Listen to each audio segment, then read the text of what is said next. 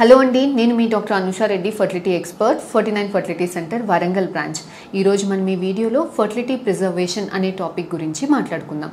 అసలు ఈ fertility preservation అంటే ఏంటి, ఇది ఎవరికి అవసరం పడుతుంది, దీనివల్ల మనకు వచ్చే ఉపయోగాలు ఏంటి అన్న టాపిక్స్ గురించి ఈరోజు మనం డిస్కస్ చేద్దాం.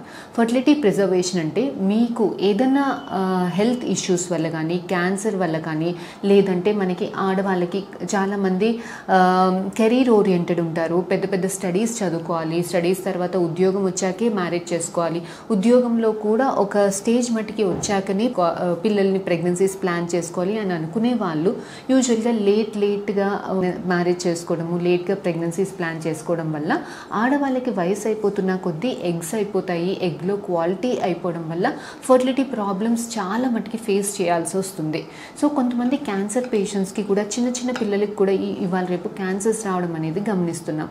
యూజువల్గా 20 years బిలో వాళ్ళకి, 30 years బిలో వాళ్ళకి క్యాన్సర్స్ వచ్చినప్పుడు మనం క్యాన్సర్ మెడికేషన్స్ తీసుకోవడం వల్ల, ఈ క్యాన్సర్ మెడికేషన్స్ ఒకటి టాబ్లెట్స్, 2 రేడియేషన్, 3వది సర్జరీ. సో ఈ టాబ్లెట్స్, రేడియేషన్స్ తీసుకోవడం వల్ల ఈ టాబ్లెట్స్, యాంటీ క్యాన్సర్ టాబ్లెట్స్ ఏం చేస్తాయంటే యాక్టివ్గా డివైడ్ అయ్యే క్యాన్సర్ సెల్స్తో పాటు మన బాడీలో యాక్టివ్గా డివైడ్ అయ్యే ప్రతి సెల్ని వెళ్ళి చంపేస్తుంటాయి. సో అలా మన హెయిర్ ఫాల్ ఎక్కువగా అవడము, గ్యాస్ట్రైటిస్ లాగా రావడము, మన బాడీలో ఇంకా యాక్టివ్గా ఎగ్, స్పర్మ్ కూడా చాలా యాక్టివ్గా డివైడ్ అయ్యే సెల్స్. సో వీటి మీద కూడా దాని ప్రభావం అనేది చాలా చూపిస్తుంది. సో ఈ క్యాన్సర్ మందులు వాడటం వల్ల ఎగ్స్ తక్కువైపోవడము, ఎగ్స్లో క్వాలిటీ తగ్గిపోవడము, ఈ క్యాన్సర్ ట్రీట్మెంట్స్ తర్వాత కూడా మిగిలి ఉన్న ఎగ్స్ తోటి ప్రెగ్నెన్సీ రావడం అనేది చాలా ఇబ్బంది అవుతుంది. స్పర్మ్స్ కూడా డ్రాస్టికల్గా తగ్గిపోవడం అనేది గమనిస్తున్నాం. సో ఇలాంటి వాళ్ళకి రేడియేషన్ ఇచ్చాక కూడా ఈ ఎగ్ బ్యాగ్స్ అనేది బర్న్ అవుట్ అయిపోవడము, ఆఖరికి ఎగ్స్ అయిపోవడము, ఇలాంటి వాళ్ళకి ప్రెగ్నెన్సీస్ నెక్స్ట్ రావడం అనేది చాలా ప్రాబ్లం అవుతుంది. ఇది క్యాన్సర్ వాళ్ళకి. మిగతాది ఏజ్ ఎక్కువగా 30+ మ్యారేజ్ చేసుకోవడం వల్ల, 32, 33 తర్వాత ప్రెగ్నెన్సీస్ ప్లాన్ చేసుకునే వాళ్ళకు కూడా వాళ్ళు ప్లాన్ చేసుకోవాలి. ఫర్టిలిటీ కర్వ్ డ్రాప్ అవుతుంటే, యూజువల్గా ఫర్టిలిటీ కర్వ్ అనేది మ్యాక్సిమం మటుకి ఎప్పుడు పీక్ ఉంటుంది, ప్రెగ్నెన్సీ రావడానికి ఛాన్సెస్ ఎప్పుడు ఎక్కువగా ఉంటాయి అంటే 20 to 30 years మధ్యలో. 30 years దాటిన తర్వాత ప్రెగ్నెన్సీ రావడానికి అవకాశాలు తక్కువ అయిపోయి ఆఖరికి 35 years తర్వాత డ్రాస్టికల్గా తగ్గిపోయి 40 yearsకి ఎండ్ అవుతుందండి. ఎవరైతే ఆడవాళ్ళు 30-35 years మటుకి కూడా ప్రెగ్నెన్సీస్ ప్లాన్ చేసుకోవాలి అని లేని వాళ్ళు, లేదు అని అంటే పెళ్ళి అయ్యి డివోర్స్ అయిపోయి నెక్స్ట్ సెకండ్ మ్యారేజ్ కోసం వెయిట్ చేసేవాళ్ళు, ఇలాంటి వాళ్ళు ఎగ్స్ తక్కువైపోయి ఆఖరికి వాళ్ళు ప్రెగ్నెన్సీ ప్లాన్ చేసుకోవాలి అని అనుకున్నప్పుడు ఎగ్స్ లేక డోనర్ ఎగ్కి వెళ్ళాల్సి వస్తుంది.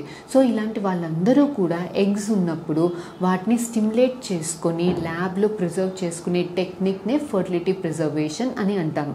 సో ఇలా క్యాన్సర్కి ముందు మనకి ఒక 10 days 15 days గ్యాప్ ఉన్నా కూడా, క్యాన్సర్ ట్రీట్మెంట్కి స్టార్ట్ చేసే కన్నా ముందు అట్లీస్ట్ 10-15 days 1 month గ్యాప్ ఉన్నా కూడా ఆ గ్యాప్లో ఎగ్స్ అన్నిటికన్నీ పెరిగేలాగా ఇంజెక్షన్స్ ఇచ్చి ఎగ్స్ని బయటికి తీసి, ఒకవేళ పెళ్ళై పార్ట్నర్ ఉంటే వాళ్ళ స్పర్మ్ తోటి మిక్స్ చేసి బేబీస్ని స్టోరేజ్లో పెడతాం.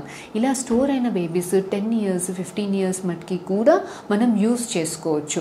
సో అవలాగే ప్రిజర్వ్ అయ్యి ఉంటాయి. సో పార్ట్నర్స్ లేని వాళ్ళు ఎగ్స్ని అలాగే ఫ్రీజ్ చేసుకోవచ్చు. This is applied same to social egg freezing కూడా. సోషల్ ఎగ్ ఫ్రీజింగ్ అంటే ఆడవాళ్ళు వాళ్ళ స్టడీస్ పరంగా కానీ, జాబ్ పరంగా కానీ, లేకపోతే డివోర్సెస్ కానీ, సింగిల్ ఫీమేల్స్ కానీ యూజువల్గా పార్ట్నర్ ఉంటే ఎంబ్రియోస్ని ఫ్రీజ్ చేసుకుంటారు, లేదు అని అంటే ఎగ్స్ అయిపోకన్నా ముందే ఎగ్స్ని స్టిమ్యులేట్ చేసుకుని ల్యాబ్లో ఫ్రీజ్ చేసుకుంటారు.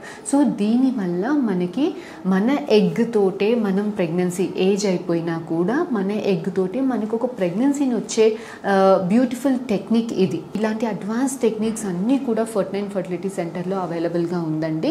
సో మీకు కానీ, మీ ఫ్యామిలీలో కానీ, ఫ్రెండ్స్లో కానీ, రిలేటివ్స్లో కానీ ఎవరికైనా ఇలాంటి ప్రాబ్లం వచ్చింది, క్యాన్సర్ తోటి బాధపడుతున్నారో, లేకపోతే ఇప్పుడే ప్రెగ్నెన్సీ ప్లాన్ చేసుకోవాలని లేదో, లేదంటే డివోర్స్ అయిపోయి వెయిట్ చేసి సెకండ్ మ్యారేజ్కి వెయిట్ చేసి ఏజ్ ఎక్కువ అవుతుందని భయపడుతున్నారో, సో ఇలాంటి వాళ్ళందరికీ కూడా please do share and spread the word and please do, మీకు ఇంకా కూడా ఇంకేమైనా డౌట్స్ ఉంటే please do come and contact us. We'll definitely get back to you. Thank you అండి.